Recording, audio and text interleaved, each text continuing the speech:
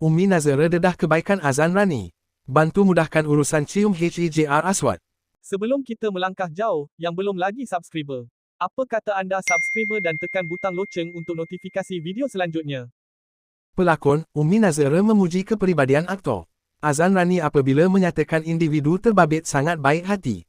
Menerusi perkongsian Ummi di platform Threads, dia menyatakan Azan pernah membantunya sewaktu menunaikan umrah untuk mencium Haj Aswad. Abang An, Azan Rani, memang baik sangat hati dia. Masa saya pergi Mekah syuting dengan dia, dialah yang tolong saya untuk cium Haj Aswad, tulisnya.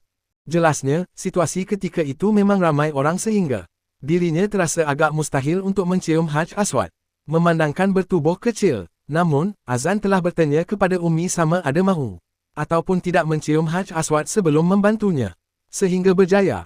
Masa tu memang ramai sangat orang, sangat mustahil rasanya. Saya pula kecil je kan? Tapi Abang An yang tanya dulu, Ummi nak cium Haj Aswad tak? Allah, seorang abang yang sangat hebat. Alhamdulillah untuk insan sepertinya, tulisnya lagi.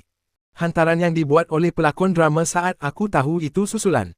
Tularnya tangkapan layar perbualan Azan Rani dengan usahawan makanan yang meminta untuk menyedekahkan makanan kepada anak Amiza Aznan, Allahyarham Andre Mikhail yang ketika itu terlantar di hospital.